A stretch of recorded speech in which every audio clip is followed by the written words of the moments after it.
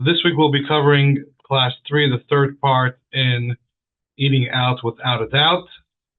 Last week we spoke about the importance of hashgacha having a very clear system and list on which hashgachas they accept, as well as the mashgiach being properly informed of that and having access to knowing what hashgachas he could be accepting in the establishment, because otherwise many products can end up in the establishment which could sound very nice, could say Chol Yisrael and Pas Yisrael and all the nice sounding standards, but if it's coming from weak hashgacha, there could be many issues that, as we discussed in detail.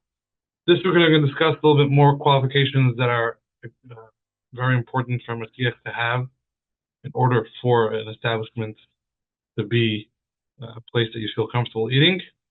In addition, we will discuss as well things which are sometimes not clear. The hashgacha may say it's a certain standard, let's say it's Chol Yisrael or Pas Yisrael, but really there are different opinions about what's considered Pas Yisrael or how to make Pas Yisrael, and you may not hold what the hashgacha holds. So just because the hashgacha is telling you that something is a certain standard, you need to sometimes ask a few questions to find out if it's actually up to the standard that you would consider it, and we'll discuss that as well towards the end of the class.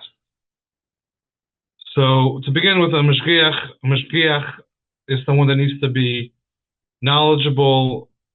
A mashgiach faces many different halachic realms, whether it's Bishul Yisrael, or if it's Bdikas Salim, checking for bugs, or kashrut in general. So there are many areas that a mashgiach needs to be familiar with the kashrut, and especially if it's a mashgiach that's going to be doing things over a Shabbos, an event, or a Shabbaton, or whatever, something's happening over Shabbos, he needs to be fluent with Hilchos Shabbos and all the halachas that come together with Bishul and Hatzmana and Shia and all that. And as well as if it's a Pesach program, things are relevant to Pesach. So there can be many areas of halacha, and depending on what the mashgiach is certifying, but he needs to be familiar with the concepts. Otherwise, many things can mess up, and you won't even know that there's things that are going wrong. So for starters, a mashgiach to be knowledgeable, and in a regular, professional, proper hashgacha, mashgichim go through training, and the training, they take a course, or they sit down with somebody in hashgacha, and they go through all the important halachas. The course they take goes through all these important halachas, and they are tested, and to make sure that they're actually familiar with what they need to know halachically, so that they can oversee a kitchen and make sure that everything stays properly kosher according to halacha. And that's important even if you have the most kosher products, and the mashgiach knows what is a good hashgacha, because even if the most kosher products come in the kitchen, if he doesn't know the halachas, things can go wrong in the kitchen. We'll discuss more details about that, but it's without knowledge of halacha, mashgiach can't really do his job properly. In addition to that, it's very important for mashgiach to have kabbalas oil, that he's going to follow exactly what he's told by the higher-ups in the hashgacha. Although he himself may feel otherwise, or he may think there's a different approach, or he's working for the hashgacha, and he's representing the hashgacha, and he has to be able to have that kabbalas oil, that he will do whatever he's told, even if that's something that he personally may not agree with, or he may think there may be a different way to do it. And that's very important, because many times you can meet mashgichim that they have their own system. They figure out their own way to check things, or they figure out their own way to do, to accomplish a Bishul Yisrael for something, or whatever it is. And even for accepting hashgachas, they'll say, the hashgacha told me that these hashgachas are fine, but I have my own way to find things out. And that goes down a very dangerous path, because the mashgiach obviously does not have as much experience as the hashgacha, or as much knowledge, and therefore he should be following exactly what he's told, and not just deciding on his own and basically taking things over as if he's the one in charge. In addition, a mashgiach needs to be someone who's alert, who's on the ball. If he's someone who's not so alert and he's not really aware of what's going on, things could happen right under his nose, and he won't even notice them. He won't catch them. A big part of mashgiach being there is seeing things that may go wrong, or noticing things that seem off, and someone who's not really alert and not fully there, on the ball, seeing everything, remembering what came in, what came out, what was on, which oven was on, which oven did he turn on. All these things a person needs to really be alert, and if not, it could be an issue. Many issues can come up in the kitchen. As well as mashgiach needs to be proactive. He can't just take a seat and sit down in his comfortable corner, and even if it means taking out a paper and he's learning, he has to actively go around, and the generally accepted standard is that mashgiach should be making this round every 15 to 20 minutes, full circle, going through the kitchen, seeing which ovens are on, which ovens are off, which fires are on, which fires are off, did any new products come in, opening the fridges, does everything look the same the way he just left it, and proactively going and checking, even if he may be very comfortable, even if you worked in the place for the past 20 years and nothing has gone wrong, but to constantly be proactive and checking is very important, because that's how things are caught, and that's how things, and again, no one's saying that there's someone trying to sneak things on purpose, but mistakes always happen, and without a mashgiach being proactive, many things could fall between the cracks. In addition, mashgiach has to be able to confront. By many people, it's not comfortable to confront. If he sees a serious problem, something just happened, he just used an ingredient and a massive batch and of chicken, or the guy turned on the oven and he just cooked a whole bunch of things. And if he's not ready to confront, he doesn't feel comfortable because he doesn't want to confront the chef may get upset and scream at him, or the owner may get upset. And so it's important, the very important quality of the mashgiach has to be able to confront. And if he can't, it disqualifies the mashgiach in a big time, because many things can happen, and the mashgiach will not say anything just because he's not comfortable confronting. And ultimately, that could lead to many things not being taken care of properly. There was once a quick story. Once a mashgiach told me a story that he noticed, for whatever reason, a certain oven was turned on, and they had put a whole bunch of brisket in there, about $1,500 worth of brisket, and he caught it a bit too late. I think the brisket seemed like it was almost fully cooked, and it took a lot to be able to, first of all, confront the chef and say, listen, we cannot continue with this. And he called the rabbi, and the chef was saying, what do you mean? This is $1,500 worth of meat, and it's a lot of pressure, and it could be very hard. So, and a mashgiach may cave into that pressure. So the quality of being able to confront and standing your ground and not being intimidated is very important in such an environment.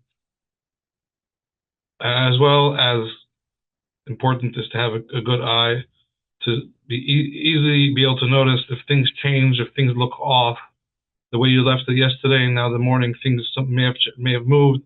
Have a good eye is as well an important trait which a mashgiach can have. And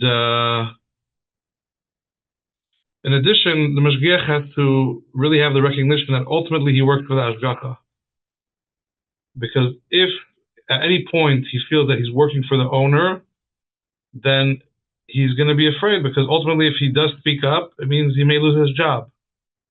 And I was just speaking to a mashgiach the other day, which told me that he was a mashgiach, and for whatever reason, the owner only opened the doors at a certain time. The mashgiach had 1 hour to check 8 commercial bags of spinach and 16 heads of lettuce in 1 hour, which is not possible in any way. But he felt like if he's going to speak up to the hashgacha and let them know that he's being forced to do this, he may lose his job, and he couldn't, and he kept quiet, and because he was intimidated, because he felt that if he speaks up, the owner's going to get upset and he's going to lose his job. So mashgiach should be in a position that he doesn't feel that the owner is the one that hired him, the owner is the one paying him, and he's going to lose his job. The hashgacha should be very involved in hiring a mashgiach, and the hashgacha should be as involved as possible as well in paying the mashgiach. And if possible, the best standard that could exist is that the hashgacha themselves pay the mashgiach, and then the hashgacha bills the owner. That's the best. If not, some sort of system. Maybe the hashgacha gets the hours from the mashgiach and then bills the owner, and the owner will write a check to the mashgiach if that's too hard for the mashgiach to start paying, and they don't have that ability. But many times, unfortunately, it happens with many hashgachas, But the owner puts an ad out. He finds the mashgiach. He hires him. Then he goes to the hashgacha and gets trained and approved, and then afterwards he gets paid by the owner of the restaurant or establishment. In the meantime, he just feels like the hashgacha gave him some information about how to deal with kashrus, but his job and everything else is all owed to the owner. In such a case, it's much harder for a mashgiach in such a case to speak up and to when there is real issues happening, because he feels he's indebted to somewhat to the owner, and he feels like that's where his job depends on. So the very important aspect is that the mashgiach really feels and that the hashgacha is the one that's he's the only one he has to answer to, and the hashgacha is there to back him for anything, and he will not lose his job if he speaks up. That's something that also comes from the hashgacha, making a point to always be available and to take anything the mashgiach says seriously, and to always have his back, and that he could feel comfortable that he could reach out to the hashgacha, and the hashgacha will back him 100%, and he won't lose his job. So that also that's an important factor. And obviously this varies from owner to owner. Some owners are like to make it more obvious that the mashgiach works for them and the mashgiach feels more intimidated, and some owners are more laid back and don't really put so much pressure on the mashgiach, and he doesn't have as much of a feeling that this owner, that he owes everything to the owner. But this aspect is as well something important. And this is a side thing. The mashgiach also needs to be given the time. So whatever it is, if he's being given the title mashgiach, he should have more than enough time that he needs to be washing produce. He should have enough time to be making his rounds and checking every 20 minutes or to make sure that everything looks like it's under control. And if he doesn't, then he's not really fulfilling his goal as a mashgiach. And if the restaurant's giving him too much responsibilities and he's too busy and he doesn't have time to do all that, or he cannot wash the produce properly, he cannot oversee things properly, that itself already makes the whole situation questionable, because how could the mashgiach do his job? Now, what's so important for mashgiach to do his job? So we'll give some examples of things can go wrong in the kitchen. So even if we're talking about he's doing his job, that everything coming in has the best hashgacha. So we're not going to deal with the problems that we had last week, that it's a weak hashgacha. Everything coming in, he's on top of it, and it's only the top best hashgacha. There still could be many things that go wrong in the kitchen, starting with bishul yisrael, things that halachically have to be bishul yisrael, which is namely something that cannot be eaten raw and it's fit for a king's table. Such an item, if it was cooked by a non-Jew, the food becomes not kosher, and the pots have to be kashered, and whatever came in contact with it has to be kashered. So a typical example could be rice. The rice can come in, rice doesn't technically, plain rice doesn't even need hashgacha, came into the kitchen, was approved by the mashgiach. For whatever reason, the mashgiach was not around. They put it in the rice cooker. The mashgiach that morning even plugged in the rice cooker, so it was plugged in, but he didn't actually put it in cook mode. It was just plugged in. They cooked a thing of rice. The rice now is asur, and the pot as well becomes asur, and needs kashering. And in the meantime, the mashgiach wasn't around, and later on he came in, he got busy, he didn't realize that someone even had turned on and cooked the rice. And before you know it, there's now a tray food, non-kosher food, because of bishul akum going in the kitchen, and this is a big issue. Obviously, bishul yisrael goes beyond that. There's many kitchens that will have a range with 6 fires. They don't want all the fires on at the same time on the stovetop. So if the mashgiach every time is called over to turn it on, that's one thing. But sometimes the mashgiach is busy with other things, or the workers are not interested in calling him every time, and they're going to turn on the fires themselves. So some mashgiachos rely on the pilot, but there's many different already standards that hashgachos have how to work around it. But if the mashgiach is not on top of it to follow exactly what his hashgacha told him to do, if it means relying on a pilot, he's always making sure that pilot is on every day, and that the pilot didn't turn off. And even if there is a pilot, if there is a pot of something cooking that spilled over, sometimes they'll turn off the fire and the pilot. And if the mashgiach is not aware of that, and the non-Jew takes a lighter and relit the pilot and the fire. Right now, according to all opinions now, this food will be not kosher. But if the mashgiach, for example, had control that he's the only one with a lighter, so such a thing wouldn't be able to happen. The person would have to ask the mashgiach for a lighter. So these are all examples of things that can go wrong, even if all the food's 100% kosher. You have the best mashgiach meat, but the mashgiach at the end of the day left early and workers stayed behind with open meat. There could be questions of meat that was left unattended without any simanim in the hands of a guy. This does not only apply to meat, it also applies to any Isser Deraisa. So, for example, fish, the moment the skin is removed and there's no more sign that it's a kosher fish, if that's left in the hands of a guy without a simon, that as well becomes problematic. And that's another issue which can come up. Now, just jumping back to the Bishul Yisrael, we can spend many classes just on that, but just to mention things very briefly, other things which can come up in the kitchen is many ovens, or most ovens in kitchens, commercial kitchens, have a setting that when you open the doors, the oven turns off because they don't want heat to be blowing in the face of the chef. So the oven turns off as soon as the doors are open. When the doors are closed, the oven turns back on. So even if the mashgiach is in the oven on the beginning of the day, the moment the chef, which is not Jewish, opens the door, the oven just turned off, and he lowers the oven, and he closes the door, he just turned the oven back on. So if the oven didn't really cool off, many opinions will tell you that it's still okay because of the original heat, but if the doors were open long enough that the oven cooled off, which could be around 2 minutes, then it would be an issue. So you have to start measuring how long was it open. All that becomes very complicated, and if Mashiach feels like he can be on top of it, okay, but sometimes it's not realistic. And then there's something called the override. Hashgacha will go in with the technician and override that aspect of the oven. So when the oven is open, it continues running. Now, a chef may not like that because it means that there's hot air blowing in his face and it's not comfortable. So the chef will try to fight that or try to remove that override.